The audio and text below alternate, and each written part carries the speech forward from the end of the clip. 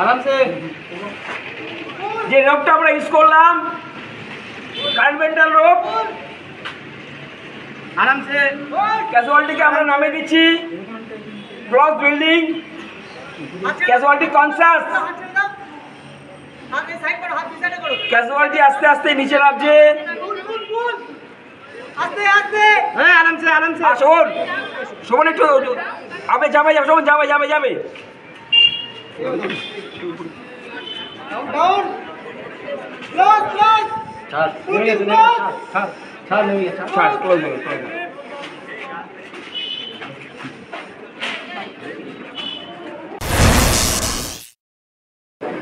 Morning class sir বলে দিয়ে গেলেন কি কি আছে আমাদের মিলি এখানে যেটা আছে মিলিতে করা ডিজাস্টার ম্যানেজমেন্ট বাংলায় বললে কি হয়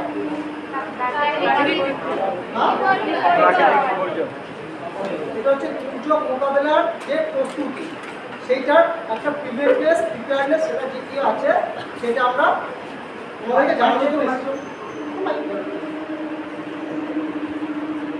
প্রথমে আমাদের ডিজাস্টার ম্যানেজমেন্ট করতে গেলে আগে আমাকে জানতে হবে ডিজাস্টারটা কি জিনিস। আমি যদি ডিজাস্টার কি জিনিস সেটা যদি জানতেই না পারি তাহলে তো আমি ম্যানেজ করতে পারবো না।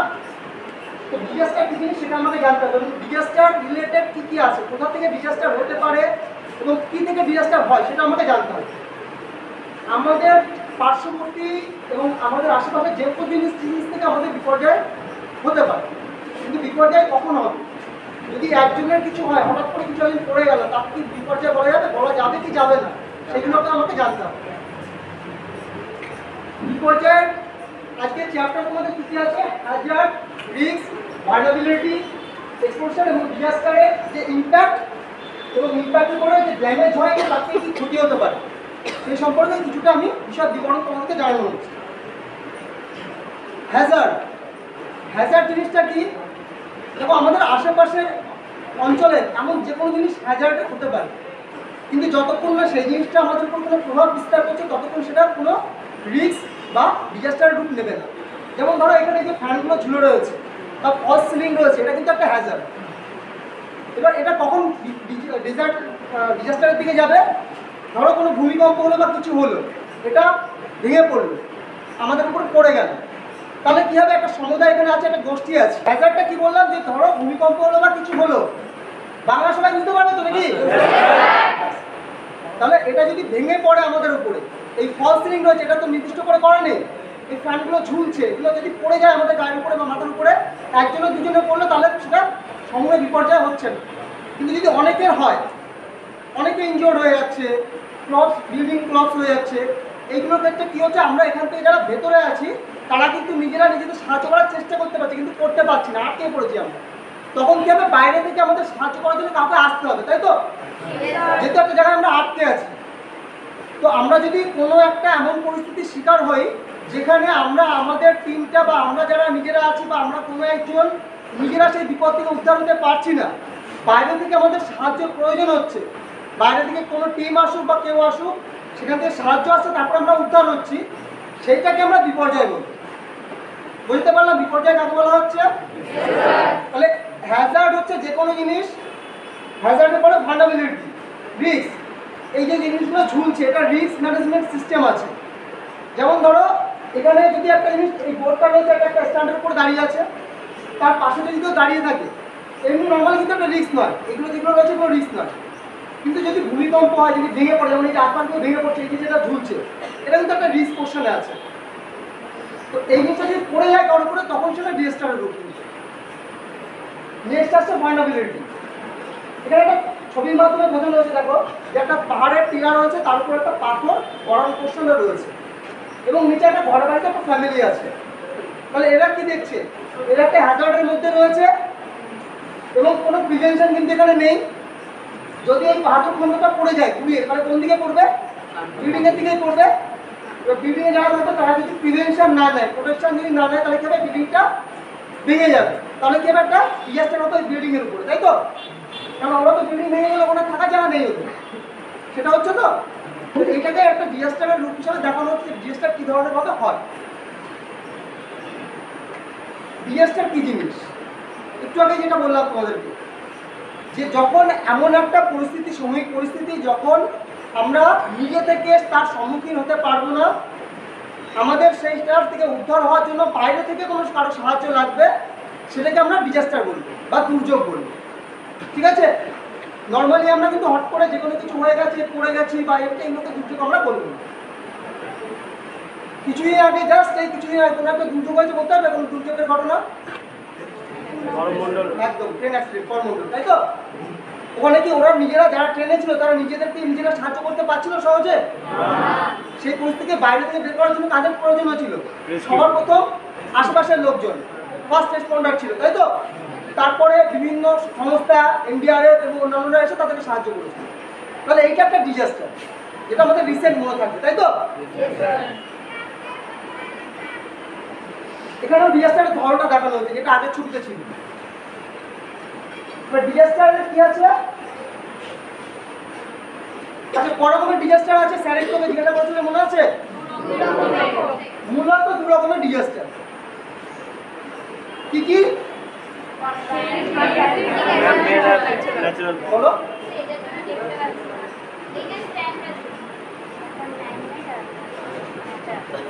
ম্যানমেড এবং ন্যাচারাল, তাই তো? মানে প্রাকৃতিক এবং মনুষ্য সৃষ্ট। প্রাকৃতিক কি কি বলতে পারবে?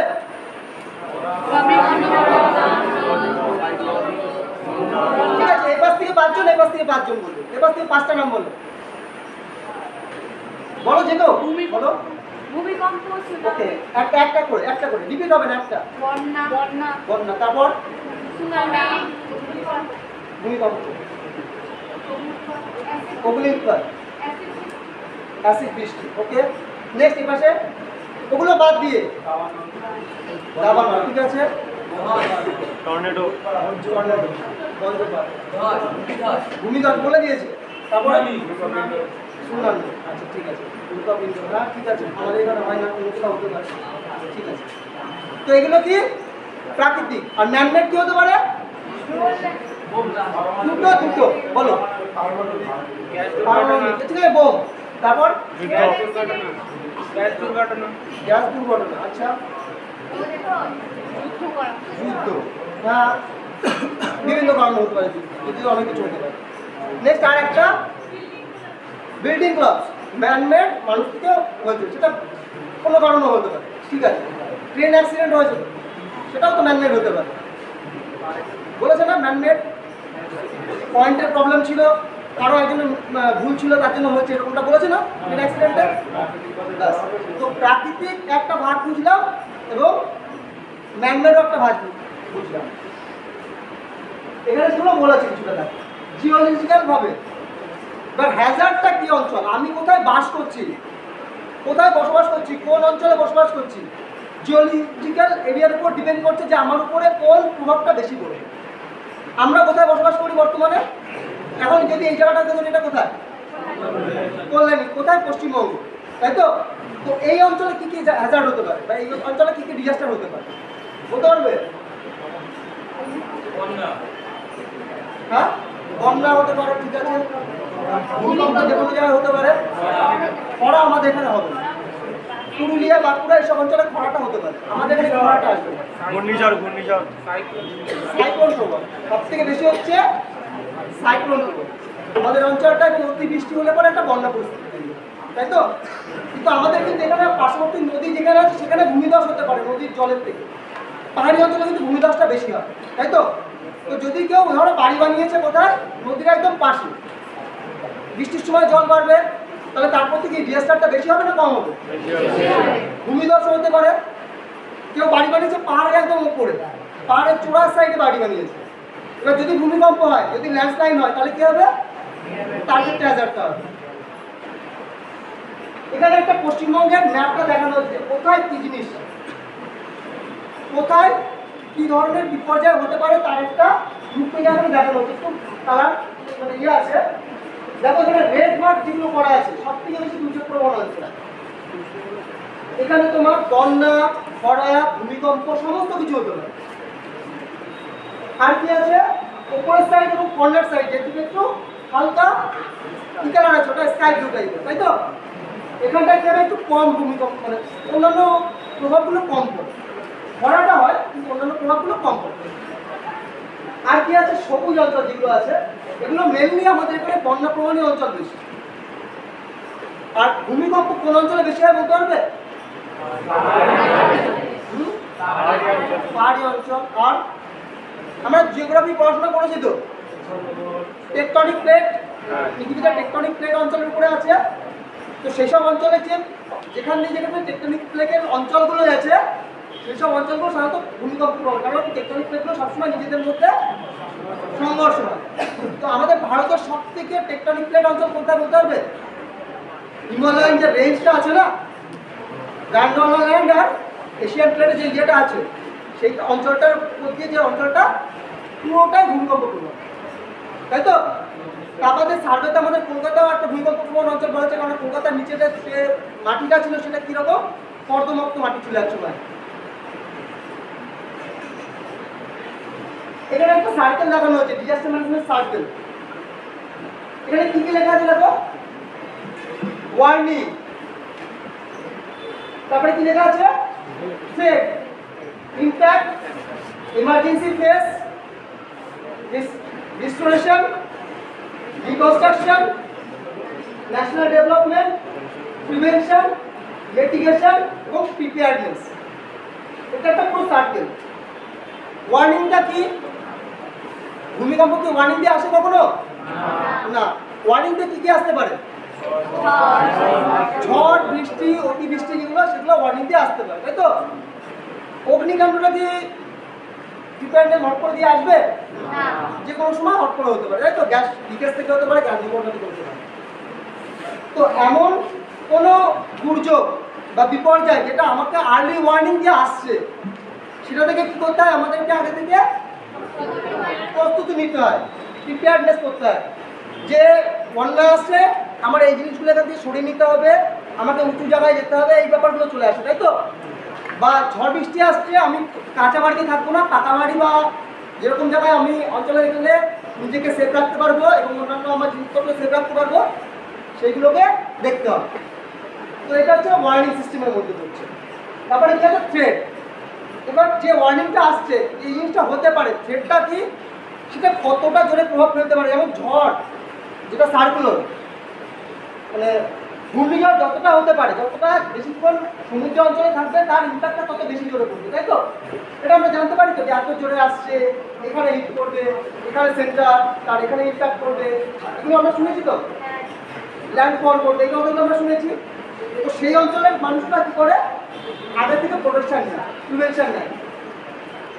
ইম্প্যাক্ট কি, যখন সেই ল্যান্ডফলটা করলো বা যখন সেই ঘটনাটা ঘটতে চলছে, সেই মুহূর্তটা যখন সেই ঘটনাটা ঘটতে শুরু করলো, ইমার্জেন্সি ফেজ। ইমার্জেন্সি ফেজটা কি বলতে পারবে কেউ? পুরো ঘটনাটা যখন ঘটছে তখন আমরা কি করছি, যারা প্রিপেয়ারনেস নিয়েছিলাম তারা তো প্রিপেয়ার হয়েছিলাম, তারা সেফ জায়গায় আছে। কিন্তু যারা সেফ জায়গায় ছিল না, যারা প্রথম দিকে অবহেলা করেছিল, না কিছু হবে না, ও কোনো ব্যাপার না, তখন যারা সেই মুহূর্তে থাকে তারা কি করে, দৌড়াদৌড়ি করে, তাই তো? তখন তাদের ক্ষতি হয়। তো সেই মুহূর্তটা যতক্ষণ সেই ঘটনাটা ঘটছে, সেই ঘটনাটা হচ্ছে এমার্জেন্সি ফেজ। এবং সেই মুহূর্তে সেই উদ্ধার কার্য সম্পন্ন করা, কীভাবে তাদেরকে উদ্ধার করব, কোথায় নিয়ে গিয়ে রাখবো, তাদেরকে কী করতে হবে, তাদেরকে জিনিসপত্র সেগুলোর হিসাবপত্র রাখা, সমস্ত কিছু দায়িত্বটা একটা যে বাইরের টিমটা আসছে তাদের দায়িত্বটা সে বলতে। সেখানে লোকাল কোনো ক্লাব থাকলো, কোনো গভর্নমেন্ট বডি, গভর্নমেন্ট অফিসাররা থাকবে, বিভিন্ন গভর্নমেন্ট অফিসারের মতো বিভিন্ন ডিপার্টমেন্টরা থাকবে, সেন্ট্রালের যেসব ডিজাস্টারের টিম আছে তারা থাকবে, বা লোকালের ডিএমজি গ্রুপ থাকবে, এরকম বিভিন্ন রকম টিম এক জায়গায় হয়ে এই এমার্জেন্সি ফেজটার সময় কাজ করে। তারপরে এগুলো হচ্ছে রিস্টোরেশন। এবার যাদের ঘর বাড়ি ভেঙে গেছে, যারা থাকার জায়গা নেই, বা যেখানে স্কুলগুলি ক্রস হয়ে গেছে বা কিছু হয়ে গেছে, সেইগুলোকে তো আবার সচল রাখতে হবে। আমাদের জীবন তো সচল, নাকি নাকি থেমে আছে? সচল রাখতে হচ্ছে। তো সেরকম পরিস্থিতিতে সেই জিনিসগুলোকে আবার যাতে পুনরায় চালু করা যায়, সেই ফেজগুলোকে, যাদের যে ক্ষতিগুলো হয়েছে সেই ক্ষতিগুলো তো অপূরণীয়, কিন্তু কিছুটা যেগুলো পূরণ করা সম্ভব সেগুলো নিয়ে এগিয়ে যাওয়ার যে প্রসেসটা, সেটা হচ্ছে রিস্টোরেশন, রিকনস্ট্রাকশন। এবার রিস্টোরেশনের সময় কিন্তু হিসাব করা হলো যে কোথায় কী করতে হচ্ছে কি না করতে হচ্ছে। রিকনস্ট্রাকশনের সময় কী হলো, যাদের ঘর নেই, যাদের ঘর পাড়া ভেঙে গেছিলো বা কিছু হয়েছিল, তাদেরকে ঘর বাড়ি তৈরি করে দেওয়া, সেটা তাবু দিয়ে হোক বা যেগুলো হোক, সেটাকে যাতে তার অন্তত থাকার জায়গাটা হয়। এবং সেখানে কিছুদিন লঙ্গর চালায় বলে না, খাওয়া দাওয়ার একটা ব্যবস্থা রাখে বা কিছু, সেটা করতে হয়, এমার্জেন্সি কেসে এরকম করতে হয়। তারপরে হচ্ছে ন্যাশনাল ডেভেলপমেন্ট।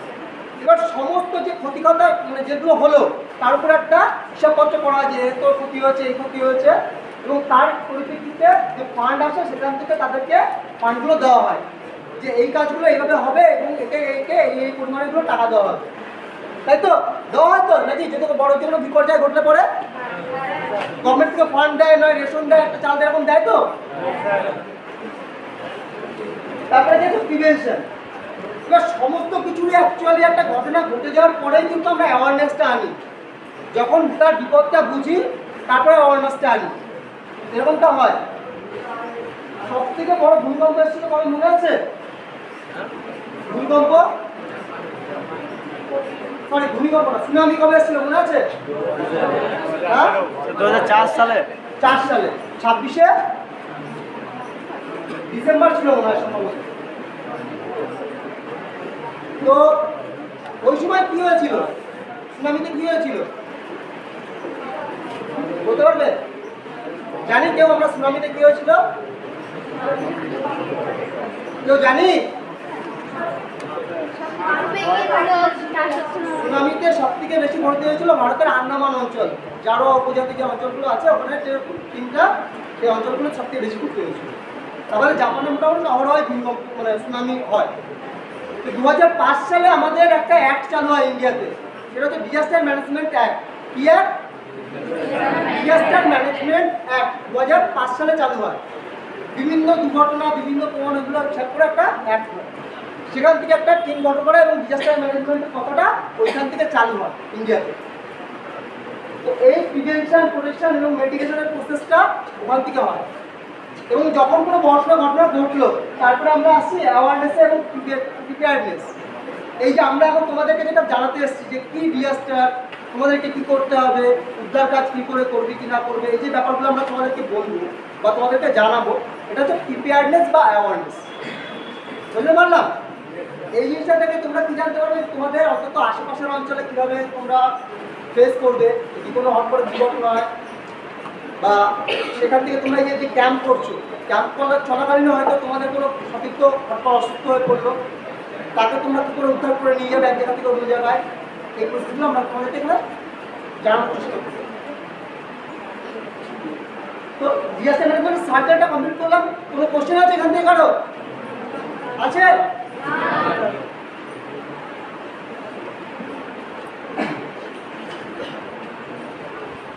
এটা একটা সূত্র ডিজাস্টারের। কি লেখা আছে? Disaster proportional equal to vulnerability into hazard divided by capacity. তাহলে এটা কি হচ্ছে, বাংলা যদি করি, দুর্যোগ সমান সমান দুর্বলতা ভূমিকম্প বিপদ ভাগ করবো হচ্ছে সক্ষমতা দিয়ে। মানে এটা হচ্ছে দুর্যোগ হিসাব করার একটা ব্যাপার। কীভাবে আমি বুঝতে পারবো যে কতটা দুর্যোগ হয়েছে, কতটা ক্ষতি হয়েছে। তো এর মধ্যে আমি সবসময় চেষ্টা করবো আমাদের মানে উদ্দেশ্য থাকে উপরে যে জিনিসগুলো আছে সেগুলোকে কম রাখা। ধরো নিচের ক্যাপাসিটি আমাদের এই যে এখানে আমরা আছি, এখানে আমাদের ক্যাপাসিটি ধরো 50 জন আমরা আছি, কাজ করতে পারবো তো? তাহলে 50টা হ্যান্ড আমি কাজ করতে পারলে 50টা আমার ক্যাপাসিটি আসবে। ভালনারেবিলিটি আমার ধরো ক্ষতি হওয়ার যে ইম্প্যাক্ট আছে সেটা হচ্ছে 100। আর যে হ্যাজার্ড আছে এই যে অঞ্চলগুলো এতগুলো, এখানে ধরো 40টা ফ্যান আছে যেগুলো পড়ে যেতে পারে। তো এই 40টা ফ্যান যাতে পড়ে না যায় তার জন্য আমি যদি 50 জনকে কাজে দেখার জন্য লাগিয়ে দিই, তাহলে কী হয়, আমাদের ক্ষতি কম হবে না বেশি হবে? কম হবে। কেন? প্রত্যেকের নজর থাকবে যে এই জিনিসটা খুঁজে করবে না। আমি নিজের, এটা হচ্ছে অ্যাওয়ারনেস, প্রিপেয়ারনেস। আমি সতর্ক থাকছি যে এই জিনিসটা আমার মাথায় পড়তে পারে বা এই জিনিসটা আমার হতে পারে, সেটাকে সতর্কতা করা।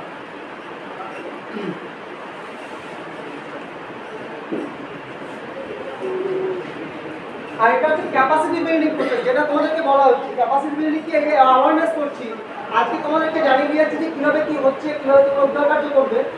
পরবর্তীতে কী হবে, এইটাকে তোমাদের মাথা থেকে এনে যদি খুব বিপদের সময় তোমরা করো, যদি এই জিনিসটা মনে থাকে ঠিক তোমরা একটু রিয়াক্ট করবে। যেমন ধরো এখন যদি কারো মশায় কামড়ায়, কোন হাতটা রিয়াক্ট করবে তাদের?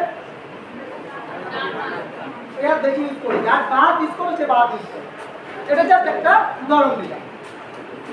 কেসটা হলো এমন একটা প্রাকৃতিক বা ম্যানমেড বিপর্যয়ের সময় এমন একটা পরিস্থিতি যেখান থেকে মানুষ নিজে থেকে উদ্ধার হতে পারে না। উদ্ধার হতে গেলে বাইরে থেকে সাহায্যের প্রয়োজন হয়, তাকে আমি বলবো ডিজাস্টার। ক্লিয়ার? এমন একটা পরিস্থিতি, যে কোনো পরিস্থিতি থেকে বেরোতে গেলে আমি নিজেকে নিজে সাহায্য করতে পারি না, আমার সাহায্য হয় না, বাইরে থেকে সাহায্যের প্রয়োজন হয়, এমন পরিস্থিতিটাকে বলা হচ্ছে ডিজাস্টার বা বিপর্যয়। সেটা সংখ্যা ভেদে মানে অনেকের মিলে হতে পারে বা একজনের ক্ষেত্রে হতে পারে। বলতে পারলাম? ডিজাস্টারের প্রিপেয়ারনেস কী হবে? প্রিপেয়ারনেস হচ্ছে যে জিনিসটার উপরে আমার হতে পারে হ্যাজার্ড, যে জিনিসটা বললাম হ্যাজার্ড, কি জিনিস বোঝা গেছে কি? এমন যে কোনো জিনিস থেকে আমাদের বিপদ হতে পারে, রিস্ক আছে, সেই জিনিসটাই হ্যাজার্ড।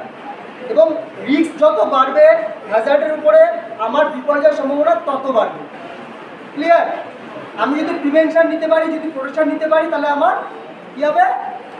ডিজাস্টারটা কম হবে, প্রভাবটা আমার উপরে কম হবে।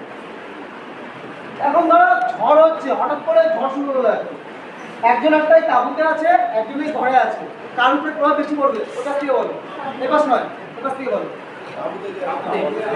তাঁবুতে যা আছে তার উপরে প্রভাব বেশি পড়বে, তাই তো? এবার ধরো ভূমিকম্প হচ্ছে, কার উপরে প্রভাব বেশি পড়বে? এপাশ থেকে বলো। তাহলে বোঝা গেল পার্থক্যটা কি? আমার যে ডিজাস্টারটা হচ্ছে তার উপরে ডিপেন্ড করছে যেমন, এবং কোথায় আমি আছি, আমার উপরে কতটা হ্যাজার্ডনেস আছে, তার উপর ডিপেন্ড করছে আমার প্রিপেয়ারনেস এবং আমার ডিজাস্টারের প্রসেসটা। কিছুটা বোঝাতে পারলাম? কারো কোনো কোশ্চেন আছে এখান থেকে? সিরিয়াস? কোনো কোশ্চেন নেই তো? তাহলে আমি কোশ্চেন করি নাকি? পারবে?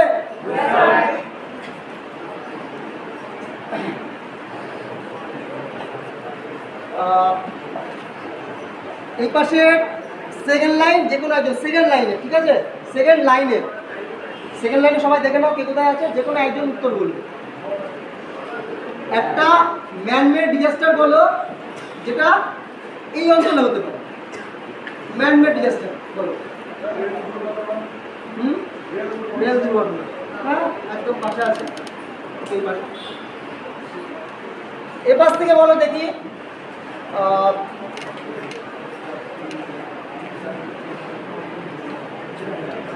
এখানে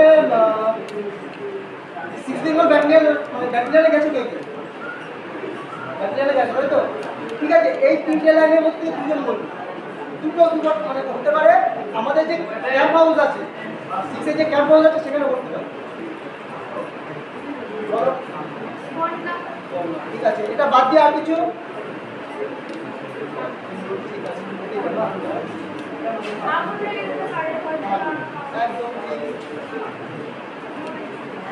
তো এইগুলো থেকে প্রিভেনশন নিতে হবে। প্রোটেকশন নিয়ে আমাকে প্রিপেয়ারনেস থাকলে পরে আমি কি হবে? প্রিপেয়ারনেস থাকলে পরে কি হবে? ক্ষয়ক্ষতিটা কম হবে, দুর্ঘটনা কম হবে না, ক্ষয়ক্ষতিটা কম হবে, কিন্তু আমি প্রোটেকশনটা নিচ্ছি। ক্লিয়ার? এখানে প্রথম দিকে তোমাদের কি একটা বিল্ডিং এর ছবি দেখানো হয়েছিল, মনে আছে? এখানে কি কিছু দেখতে পাচ্ছ? কি আছে এখানে? পার্থক্যটা কি আছে ছবিতে? পাথরটাকে একটা আটকানোর ব্যবস্থা করেছে, যাতে কি হবে, যদি পুড়ে যাওয়ার মুক্ত হয় আটকাতে পারবে, তাই তো? তো ডিজাস্টারটাকে ম্যানেজ করছে কি হবে? প্রিভেনশন করে। আরেকটা কি আছে দেখো, মিটিগেশন। পাথরটা পড়ার মতো পড়বে, যেটা কি বললাম, ডিজাস্টার কিন্তু ডিজাস্টারের মতনই হবে, তুমি ওটাকে কমাতে পারবে না, কিন্তু তুমি তোমার ক্ষয়ক্ষতির পরিমাণটা কমাতে পারবে তোমার প্রোটেকশন নিয়ে, তাই তো? এখানে কি বলছো, গুহার মধ্যে চলে গেছে, ও একটা অন্য জায়গায় গিয়ে আশ্রয় নিয়ে গেছে, তাহলে পাথরটার মতন চলে গেলে পরে ক্ষতি হবে? হবে না। আর একটা কি করছে, প্রিপেয়ারনেস। এটা কি করছে, যে একজন সারাক্ষণ নজর রাখছে পাথরটার দিকে, এই যে প্রত্যেকে বলেছিলাম তোমাদের যে ফ্যানের দিকে নজর রাখতে হচ্ছে, যে ফ্যান পড়ে যাচ্ছে কিনা, তুই সরে বস, বলতে পারবো তো নাকি?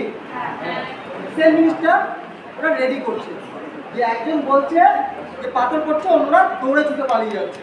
এবার এটা যদি একটা রিহার্সাল হয় তাহলে কী হবে, যখন অ্যাকচুয়াল ঘটনাটা ঘটবে তখন সকালে কিন্তু টাইম মতন সরে যেতে পারে, তাই তো? তাহলে আপনারা কোশ্চেন আছে কারো? রিহার্সাল কি বোঝা গেছে? রিহার্সাল কি করে কমাতে পারবো সেটা বোঝা গেছে?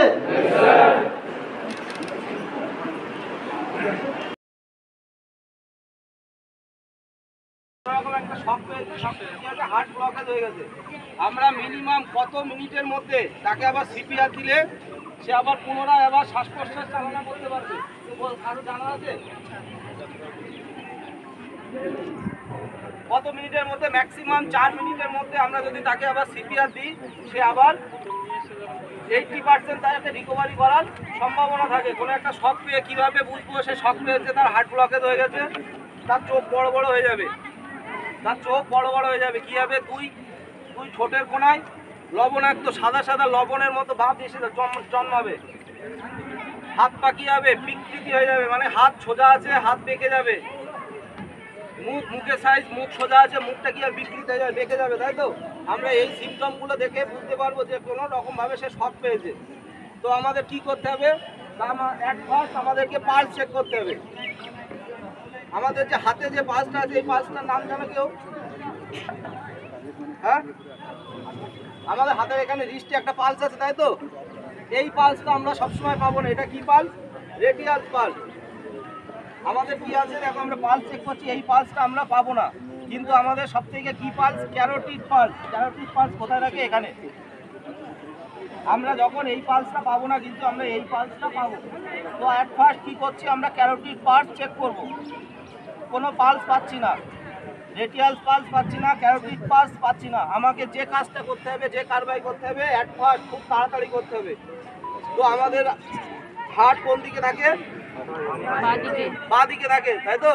আমাকে অ্যাট ফার্স্ট কী করতে হবে, তাকে আগে সারফেসে আনতে হবে, ক্লিয়ার জায়গায়। যদি কোনো জায়গায় ইনসিডেন্ট ঘটে, একটা সমান জায়গায় সিপিআর দেওয়ার জন্য আমাকে একটা সমান্তরাল জায়গায় তাকে আগে আনতে হবে।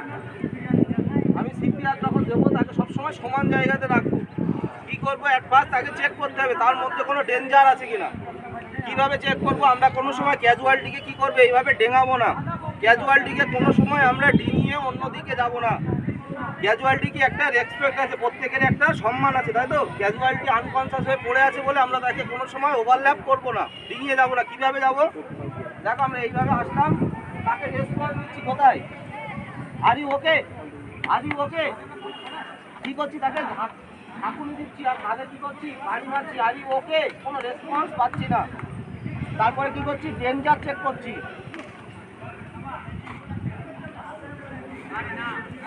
তাহলে কি করলাম, আমি তাকে ডিঙিয়ে যাইনি কোনো সময়, তাকে আমি কি রেসপন্স নিয়েছি। এবার কি ডেঞ্জার কি চেক করলাম, তার পকেটে কোনো রকম কলম থাকতে পারে, তার প্যান্টে বেল্ট থাকতে পারে, যা টাইট পজিশন যা আছে আমি সেটাকে কি রিমুভ করবো, সেটাকে ওপেন করে দেবো আগে। যদি কোমরে বেল্ট থাকে বা কোনো শক্ত জাতীয় গেঞ্জি থাকে সেটাকে ছিঁড়ে ফেলবো, ফেলে কী করবো, তাকে আগে রিমুভ করবো, পুরো ক্লিয়ার করে নেবো। তারপর অ্যাট ফার্স্ট আসলাম, আমাদের বাঁদিকে হার্ট আছে, আমি কী করছি, ডান দিকে এসে ক্যাজুয়ালিটি ডান দিকে একদম বডি বরাবর, দেখো আমার পা কোথায় আছে, স্ট্রেট পা এইভাবে ভাঁজ করে আমি বসলাম। কীভাবে, সিপিআর দেওয়ার আগে আমাকে কী করতে হবে, প্লেস আসতে হবে। তো আমি তো যে কোনো জায়গায় হাত দিয়ে প্রেস করলে হবে না, আমাকে একটা নির্দিষ্ট পয়েন্টে প্রেস করতে হবে। তো নির্দিষ্ট পয়েন্ট কীভাবে বাঁচবো, দুটো নিফিল টু নিফিল মিডিল, এখানে কি আসলো মিডিল পজিশন, দুটো নিফিলের মধ্যে দিয়ে একটা মিডিল করলাম। মিডিল থেকে কী করছি, 4 আঙুল নিচে যাচ্ছি, 4 আঙুল নিচে গেলাম। এখানে পজিশন কি আসলো, এই জায়গায় ঠিক 4 আঙুল নিচে। এবার কি আসছি, 2 আঙুল বাঁ দিকে, মানে হার্টের দিকে যাচ্ছি, 2 আঙুল বাঁ দিকে। তো আমার এক্স্যাক্ট পয়েন্ট কোথায় আসলো, এখন আমি সিপিআর দেওয়ার একটা নির্দিষ্ট পয়েন্ট পেলাম। এখানে আমাকে সিপিআর দিতে হবে। কীভাবে, ওয়ার্কিং হ্যান্ড, যার যা ওয়ার্কিং হ্যান্ড, যে ডান হাতে কাজ করে সেটা তার ডান হাত, কেউ বাঁ হাতে কাজ করলে সেই বাঁ হাতটা তার ওয়ার্কিং হ্যান্ড। তো আমি ডান হাতে কাজ করি, আমি কি করছি, ওয়ার্কিং হ্যান্ডটা এখানে রাখলাম। তারপরে নন ওয়ার্কিং হ্যান্ড যেটা, সেটাকে দিয়ে কী করছি, আঙুলগুলোকে ওপরের দিকে টেনে আসি। দেখো আমার বডি কিন্তু স্ট্রেট, বডি ভাঙবে না, বডি স্ট্রেট, এবং হাত বুকের থেকে সরবে না। কী করবো, এবার একে প্রেস করতে হবে। 1 2 3 4 5 এইভাবে কতবার প্রেস করব? 30 বার। 30:2 যে রেশিও, আমি একে কি করব? 30 বার প্রেস করলাম। হাত কিন্তু জার্ক হবে না, বডির থেকে উঠবে না, হাত কি থাকবে? বডির সাথে ফিক্স। 1 2 আমার কি করছি? হাতও ভাঙবে না।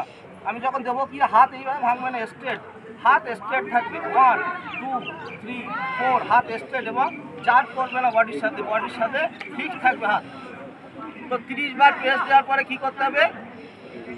দুবার এয়ার দিতে হবে। তো একবার 30 বার দিলাম, দেওয়ার পরে কি করছি? এয়ার ওয়ে ওপেন করছি। আমাদের ট্রাকিয়া, শ্বাসনালী কীভাবে থাকে? ঠিক বর্ষির মতো এরকম দেখা অবস্থা থাকে শ্বাসনালী। তো এয়ারওয়েটাকে কি ওপেন করলে কী হবে? শ্বাসনালীটা ওপেন হয়ে যাবে। তো আমাকে কি করছি? এই নর্মাল পজিশানে ছিল, আমি এয়ারওয়েটাকে ওপেন করছি। এখন কি শ্বাসনালীটা সোজা হয়ে গেল। তাহলে আমার এয়ারটা কি ভিতরে চলে যাবে কীভাবে? আমি কি করছি? নাকটাকে চেপে ধরছি, এয়ারওয়ে ওপেন করলাম। 30 বার প্রেস করার পরে দুবার এয়ার দেবো। দিলে কী হবে? আমি বুককে বুঝতে পারবো তার বুকটা কি হচ্ছে, ওঠানামা করছে কিনা। আবার আমি কি করব? তাকে ক্যারোটিড পালস চেক করব। ক্যারোটিড পালস, আমার শরীরে যদি কোনো পালস আসে সবার আগে কি আসবে? এই ক্যারোটিড পালস আমি পাবো। তো অ্যাট ফার্স্ট কী করছি? ক্যারোটিড পালস আবার চেক করছি। যদি আমাকে না আসলো, ক্যারোটিড পালস পেলাম না, আমাকে আবার পরের সার্কেল চালিয়ে যাব। আবার 30:2 আবার 30 বার প্রেস করব এবং দুবার এয়ার টু এয়ার আবার দেবো। এর আগে কী করতে হবে? আমাদের একটা মেথড অ্যাপ্লাই করতে হবে। Doctor ABC, DRABC, doctor ABC কি? D for danger, R for response, B for কি? অ্যাডভান্স। আগে কি করেছিলাম? আমি ডেঞ্জার চেক করেছিলাম। R ফর কি? রেসপন্স। আমি কাঁধে ঘা মানে কি করলাম? রেসপন্স নিলাম, তাই তো। এ ফর কি? এয়ারওয়ে মানে কি? কোনো শ্বাস প্রশ্বাস চলছে কিনা কীভাবে বুঝবো? এয়ারওয়ে আমি দেখছি নাকের সামনে হাত দিয়ে, মুখে হাত দিয়ে। আমাদের সব থেকে সেন্সিটিভ জায়গা কোনটা? আমাদের গাল। তো আমরা নাকের কাছে কী করবো? ওই গালটাকে রাখবো। যদি কোনো বড় নিঃশ্বাস বা কোনো কিছু বেরায়, আমরা গালের সাহায্যে সেটা বুঝতে পারবো। বি ফর কি? Breathing, C for compressor. আবার কি করলাম? আমি তাকে কম্প্রেস করলাম, ব্রিদিং করলাম, এয়ারওয়ে চেক করলাম, কম্প্রেস করলাম। তাহলে কি এই সূত্রটা মনে রাখলে প্রত্যেকে সিপিআর দিতে পারবে। Doctor DRABC, doctor ABC। Clear? প্রত্যেকে ক্লিয়ার? কারোর কোনো কোশ্চেন আছে? কারোর কোনো কোশ্চেন নেই? তো এই যে সিপিআরটা দেখানো হলো, এটা কিন্তু অ্যাডাল্ট, প্রাপ্তবয়স্কের জন্য। তো সিপিআর কি শুধু প্রাপ্তবয়স্কদের জন্য? বাচ্চারা কি দোষ করলো? কোনো বাচ্চাদের তো হার্ট ব্লকেজ হতে পারে। এমন প্রথমে অজ্ঞান হয়ে পড়ে গেলে পালস চলবে? হ্যাঁ, প্রথমে যখন আমি তো পালস পাবো না বলে সিপিআর দেবো। যখন আমি কোনো রকমভাবে ক্যারোটিড পালস, ব্যাকটেরিয়া, রেটিয়ালস পালস, কোনো পালস, রেটিয়ালস পালস বা ক্যারোটিড পালস দুটোর মধ্যে কোনোটাই পাচ্ছি না, তখন আমি কি করবো? তাকে সিপিআর দেওয়ার পজিশনে আনবো। কোনো পালস যদি আমি পেয়ে থাকি, তাকে সিপিআর দেবো না।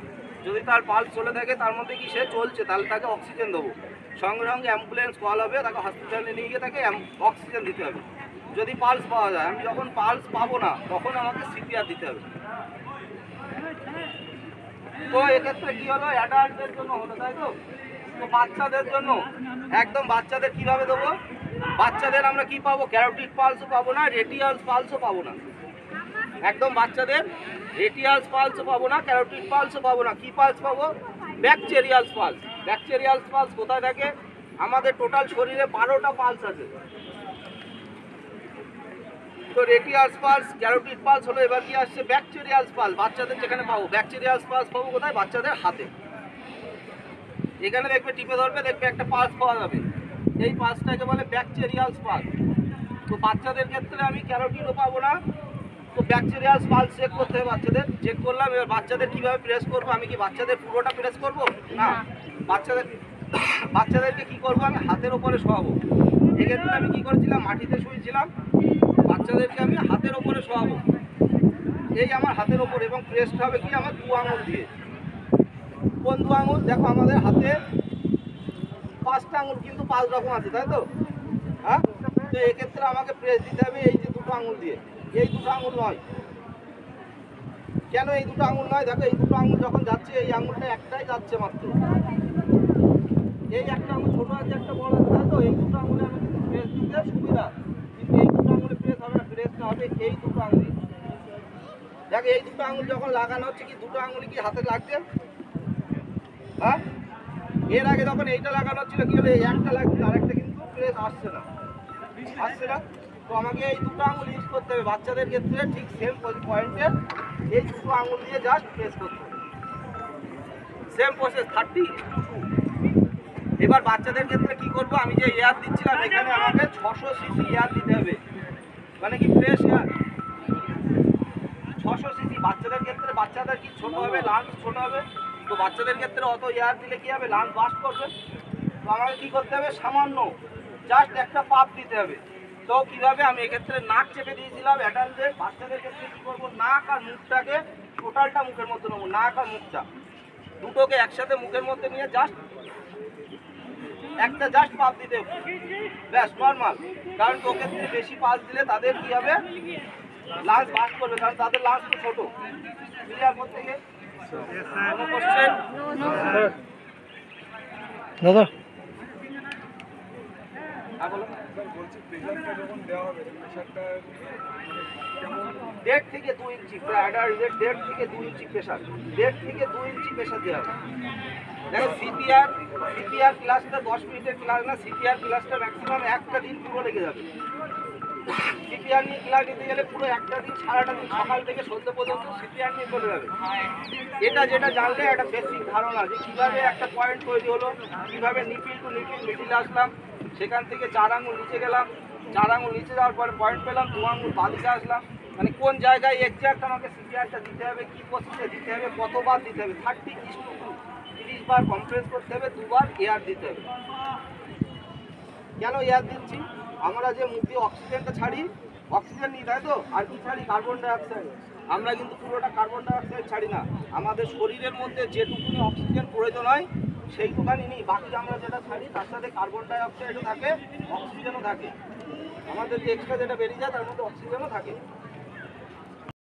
বাচ্চাদের কতবার দিতে হবে? 30:2 এক বাচ্চাদের পয়েন্টটা বের করুন কি করে? সেম বাচ্চাদের বাচ্চাদের ক্ষেত্রে বেশি নিচে হয়ে যায়, গুড।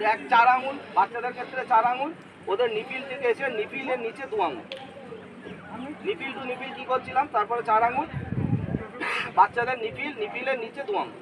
সিপিআর বাচ্চাদের ক্ষেত্রে 1.5 থেকে 2 ইঞ্চি না, হাফ থেকে 1 ইঞ্চি, हाफ থেকে 1 इंच। किसी ने ये क्वेश्चन नहीं किया, থেকে 2 इंच किसी ने বাচ্চাদের एक ক্ষেত্রে स्टूडेंट ने half भी ये থেকে क्वेश्चन 1 नहीं इंच। किया, वो आप सीरियस सीख रहे मुझे तो लेकिन मैडम जब पूछना है मुझे बात সিপিআর এর আধার কোন করছে, सीपीआर এর ফুল ফর্মটা বলে সিপিআর এর ফুল ফর্ম হচ্ছে কার্ডিও পালমোনারি রিসাসিটেশন। সিপিআর এর ফুল ফর্ম হলো কার্ডিও পালমোনারি রিসাসিটেশন। ক্লিয়ার করতে গিয়ে তো চলো, ইমার্জেন্সি মেথড অফ রেস্কিউ, তাই তো। তো সিপিআর দেওয়া গেল, সুস্থ হয়ে গেছে, সিপিআর দিয়েছি, সুস্থ হয়ে গেছে, সেখানে আমি অনলি ফর আমরা দুজন আছি, কেউ নেই। তো আমাকে কী করতে হবে, তাকে ক্যারি করে অ্যাম্বুলেন্স করতে হবে এবং হসপিটালাইজ করতে হবে। তো আমি তাকে কীভাবে তুলবো, মাটিতে একজন আছে, আমি তো নিশ্চয়ই একা একা তাকে ক্যারি করে তুলতে পারবো না, খুব কষ্টকর হবে, যেহেতু সে মাটিতে পড়ে আছে। জায়গায় থাকলে তাকে আমি নিয়ে যেতে পারতাম যেভাবে হোক, তো মাটিতে পড়ে আছে, আমি তাকে কীভাবে ক্যারি করবো। দেখো সেম প্রসেস, আমি কি করছি, ও মাটিতে পড়ে আছে, তো আমাদের যে দুটো হাঁটুর মাঝখানে এখানে প্রেশার পয়েন্ট আছে, সে যদি আনকনসিয়াস হয়ে থাকে তো এখানে কি করবো, আমি জাস্ট প্রেস করবো, এখানে প্রেস করলে কি হবে, ওর পাটাকে ভাঁজ করা যাবে।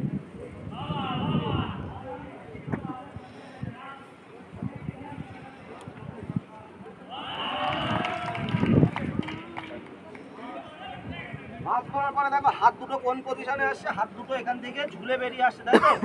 হাতটা কি আছে, আমরা সাধারণত হাত রাখলে কি হবে, অনেকটা বড়, হ্যাঁ। হাতটা যখন আমি ক্রস করছি, দেখো কতটা বড় হচ্ছে, হাতটা নর্মাল ছিল অনেকটা বড় হচ্ছিল, হাতটাকে যখন আমি ক্রস করছি হাতটা কি হচ্ছে, ছোট হয়ে যাচ্ছে। তো আমি একে যতটা শর্ট করবো ততটাকে আমি কমফোর্টেবল, খুব আরামদায়কভাবে আমাকে তুলতে পারবো। যতটাকে শর্ট করবো, কী করলাম, পাটাকে গুটিয়ে দিয়ে কী করছি, শর্ট করে নিয়েছি। এবার কি হাতটাকে কী করছি, গোটা ক্রস করছি, হাতটাকে কী করলাম, ক্রস করে হাতটাকে ছোট করে নিলাম, যার যে পাটাকে আছে আমি কি তার কোর উপরে আমার কোরটাকে রাখছি।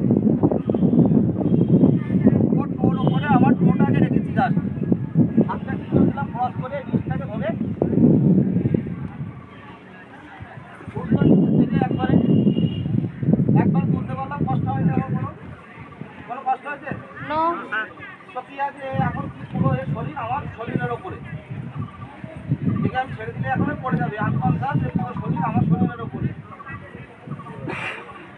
তো আমি কি করছি, প্যান্টের সেলাই বরাবর ওটাকে শক্ত করে গ্রিপ করছি যাতে সে ফসকে না পড়ে যায়। আর কি করছি, তার হাতটাকে আমার বাঁ হাত দিয়ে তার ডান হাত রিস্টটাকে ধরছি, ঠিক এইভাবে আমার বাঁ হাত আর ওর ডান হাত রিস্টটাকে ধরেছি, গ্রিপ করেছি। তাহলে কি সে আর পড়বে না, এখন আর পড়তে পারবে না। এবার কি করবো, তার আমি পাটাকে ঢোকাবো। এবার কি হলো দেখো, আমার পায়ের ওপরে বসে গেল।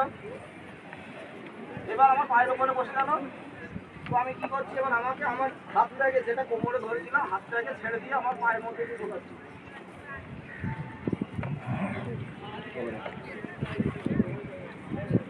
তো খুব সহজে তুলে দিলাম, কোনো প্রবলেম? আমি যদি এখন দু হাত থেকে ছেড়েও দিই আমি কি একা একা যেতে পারবো? হ্যাঁ, পড়বে ওর? No sir. ওর পড়বে না? তাহলে আমি একে নিয়ে কি অ্যাম্বুলেন্স দিয়ে নিয়ে যেতে পারি? হ্যাঁ, তো এবার কি আছে, নামাতে হবে। তুলে নিয়েছি, নামাবো। নামানোর সময় তো কেউ নেই, আমি একে ফেলে দেবো? না। ফেলা যাবে না। কীভাবে নামাবো, ঠিক সেম প্রসেস, আস্তে আস্তে নামালাম। আবার কি সেম প্রসেসে ধরে ফেললাম তাকে। আমাকে তো কেউ হেল্প করার কেউ নেই, তাকে নামাতে হবে। সেম প্রসেস আবার ধরে ফেললাম। এবার কি করছি, সাইডে চলে আসলাম, মাথাটা এক হাত দিয়ে মাথাটাকে ধরছি, আর কি করছি যা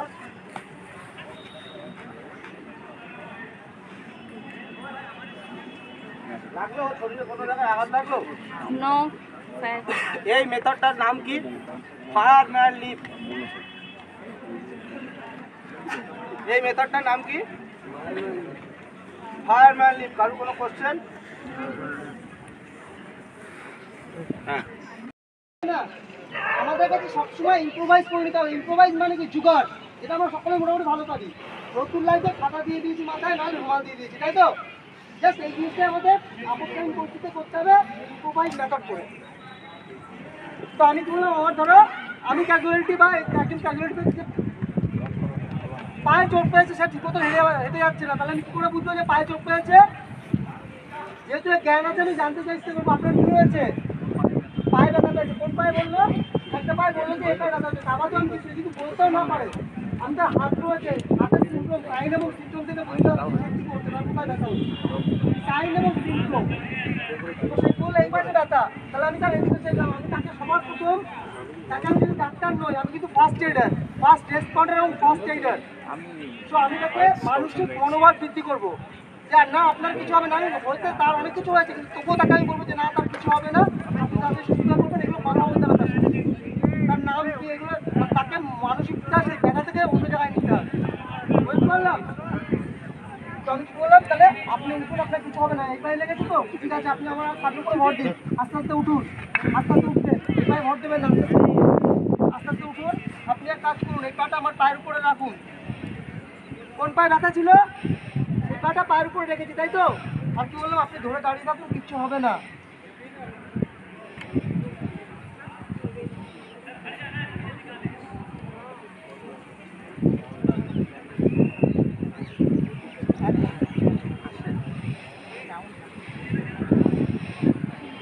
কি বললাম, পাটা বেঁধে নিলাম, কেন বলতে পারবে? পাটা যাতে ভরটা আমার উপর থাকবে এবং যাতে হট করে সরে না যায়, তাই তো? তারপরে কি বললাম, কোমরের কাজটা প্রত্যেকের এই অংশটা থাকবে, এটাকে ধরে আমার থেকে টেনে নিলাম, তাহলে কি হলো, ধরটা সেম। এবার আমরা কি বলবো, ইন আউট, একটা ড্রিল হবে, ইন আউট। ইন মানে হচ্ছে ভেতর, out, in out, in out, এইভাবে এক জায়গাতে অন্য জায়গায় নিয়ে যেতে পারবো? Yes sir. তাহলে এটাকে কি বলছে, এটা কিসের কাজ করছে বলতে পারবে?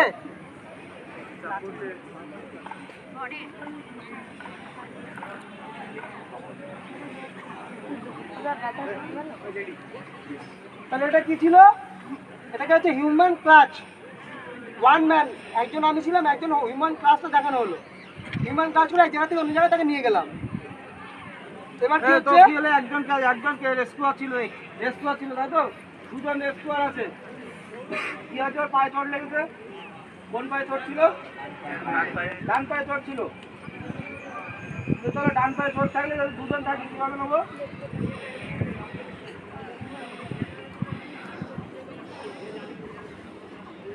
কোন পায়ে চোট আছে? ডান পায়ে, তাই তো? রেস্কিউয়ার কজন আছি? দুজন। তো দেখো 3টে হাত দিয়ে কি করলাম? একটা সিট তৈরি করে নিলাম। 3টে হাত দিয়ে একটা সিট করলাম। আর কি রেখেছি? আমার ডান হাত কেন? ওর ডান পায়ে চোট আছে। তো ওকে কি করছি? নিয়ে আসলাম। ক্যাজুয়ালিটি এক্ষেত্রে কনসাস, তাই তো? তোর কোন পায়ে চোট আছে? ডান পায়ে। তো আমি দেখো ডান হাতটা কি ওপেন রেখেছিলাম কেন? ওর পাটাকে যদি ছেড়ে দিই কি হবে? পাটা মুভমেন্ট করবে, নড়াচড়া করবে, তাহলে কি হবে? তার যন্ত্রণাটা আরো বাড়বে। তো আমি যদি ওকে এইভাবে নিয়ে যাই, পাটা কি আর মুভমেন্ট করছে কোনো?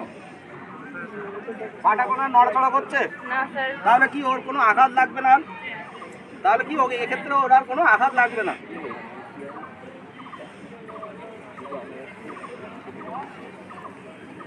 তো এক্ষেত্রে সেম প্রসেস কি? যদি আমার পিঠে চোট লাগে, কি আছে? পিঠে চোট লেগেছে, তাই তো? তাকে আমাকে ক্যারি করতে হবে। কিভাবে ক্যারি করবো? পিঠে চোট লেগেছে, এক্ষেত্রে কি ক্যাজুয়ালিটি সবসময় কনসাস? ক্যাজুয়ালিটি সবসময় কনসাস। কি বলা হয়েছিল? কনসাস ক্যাজুয়ালিটি থাকলে আমরা সবসময় তার হেল্প নিয়ে কাজ করবো। তো তার পিঠে চোট লেগেছে, আমি কী করলাম? আস্তে আস্তে আমি তার সামনে আসলাম। তার হাত দুটো কী করছি? আমার কাঁধের ওপর দিয়ে নিচ্ছি। আমি হিপটাকে যা ডাউন করলাম। হাতটা কী করলাম? তার প্যান্টের সেলাই বরাবর ধরে আমার ওপরে একবারে তুলে নিলাম। এবার কী করছি? তো আমি একে এইভাবে অনেক তুলে যেতে পারবো। হ্যাঁ, ওর চোট কোথায় আছে? পিঠে চোট আছে, তাই তো? তো আমি একে এইভাবে ক্যারি করে অনেক দূর যেতে পারবো তো? Yes sir. হ্যাঁ,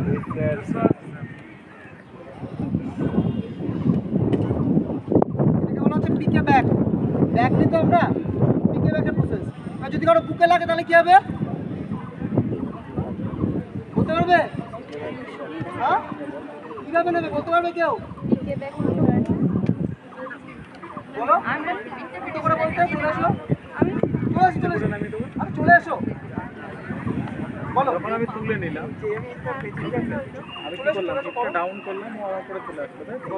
তারপরে আমি হিপ আপ করে দিলাম, ওকে নিয়ে আমি চলে গেলাম। তখন ওকে আমি ডাউন করে দিলাম। করো না, করো। করো। সব দেখিয়ে দিচ্ছি, অসুবিধা নেই। এইভাবে হাতটা এখানে যাবে না, হাতটা এই পাশে আসবে। চলো হিপ ডাউন করো। তোমার হিপটা ওর হিপের নিচে হবে। তোমার হিপ ওর হিপের নিচে হবে। হিপ ডাউন করো, আরো ডাউন করো। বুঝলে?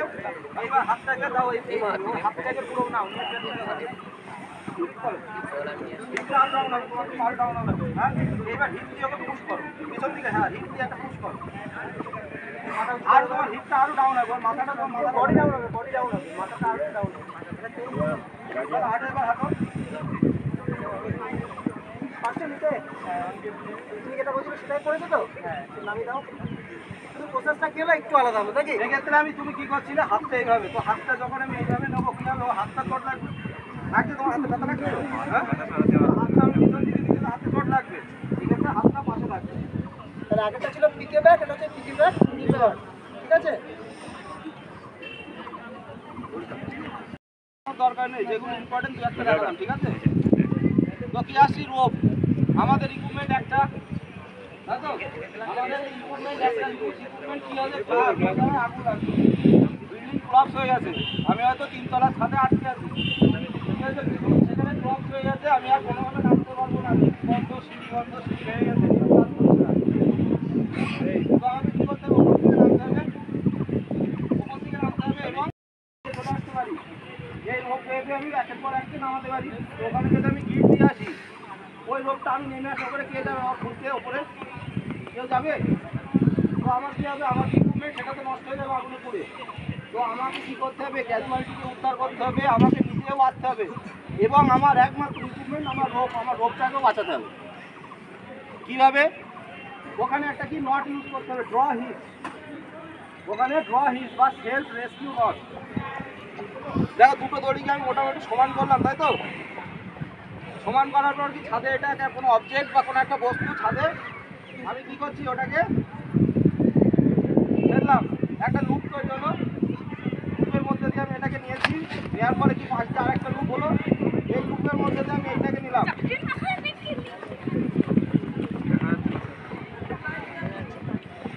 এবার কি এটা দেখো টাইট হয়েছে এটা দিয়ে।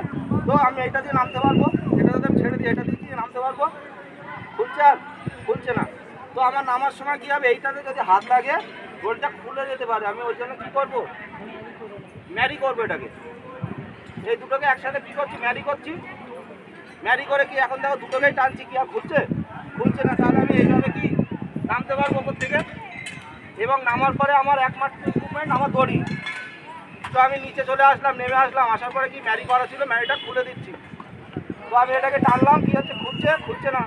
তো এই পাশেরটা আমি টানবো, যখন দড়িটা খুলে চলে আসলো, তাহলে কি আমি নিজে বেঁচে চলে আসলাম। এবং আমার যে রোপটা ছিল, আমি রোপটাকে সিকিউরভাবে নিচে আবার নিয়ে আসলাম। কারণ আমি নিচে চলে আসার পরে তো কেউ আর ওপরে যাবে না, দড়িটা খুলে নিয়ে যাবে। বোঝা গেল? Yes sir.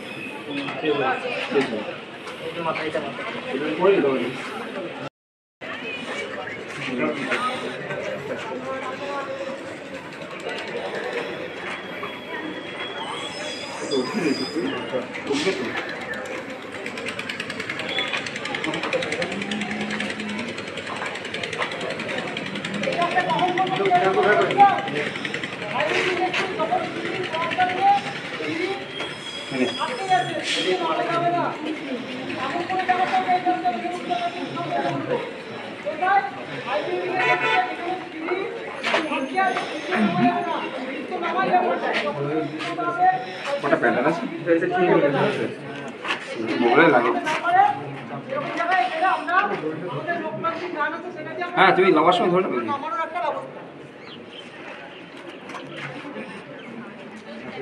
লাগবে কিন্তু, একটু কিন্তু লাগবে, কোনো অসুবিধা নেই। রাহুল, আচ্ছা এইটা দুই পায়ে ফাঁকে যাবে, ঠিক আছে,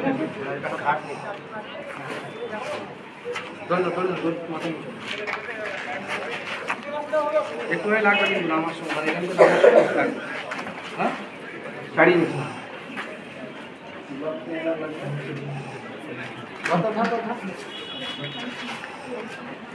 আসতে তাদের লাগবে মোটামুটি ইয়ে করা, হ্যাঁ হালকা হালকা নেমে গেলে অসুবিধা হবে না। ধরেছি নামাবো, এইটা পায়ে ফাঁকে নামা, ঝুলে যাবো না, এটা পায়ে ফাঁকে বসে যাও, পুরো বসে দাও, বসে দাও একদম আরামসে বসে দাও, আরামসে ধরে না, ধরে না, টান ক্যাজুয়ালিটি কনসাস। আমরা চেয়ার নট করে বিল্ডিং ক্লস হয়ে গেছে, ক্যাজুয়ালিটিকে নামিয়ে দিচ্ছি।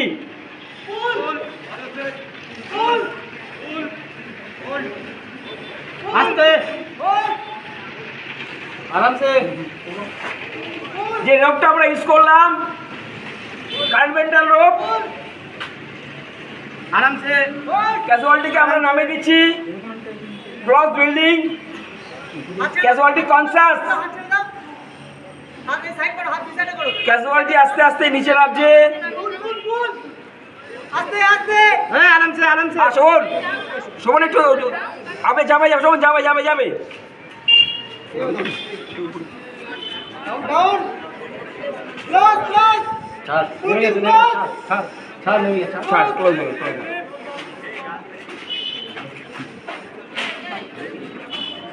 ঠিক আছে।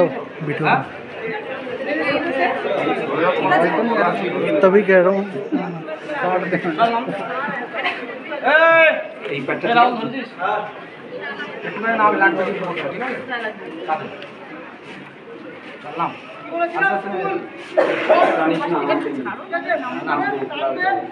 নেমে ওটা দড়িটা ঠিক কর পুরো ঝুলে দাও আমাদের তুই পুরো ঝুলে দাও হ্যাঁ দড়ি ঠিক কর দড়িটা ঠিক কর পার মধ্যে তুই আরামসে রিল্যাক্সে বসে হাত লাগবে ছেড়ে দাও হাত হাত ছেড়ে দে আচ্ছা তোমার তোমার সরি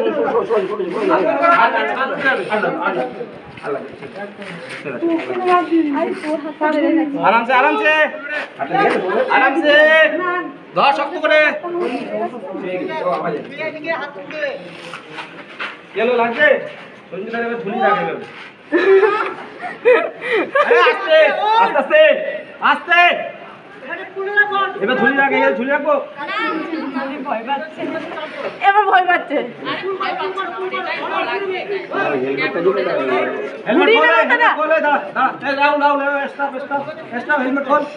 হেলমেট খোল এক হাতে নে অসুবিধা হচ্ছে কোনো অসুবিধা হচ্ছে হ্যাঁ পড়বি তুই না পড়বি না তো ভয় পাচ্ছিস কেন ভয় পাচ্ছি না আমার কিচ্ছু হবে না স্যার আমি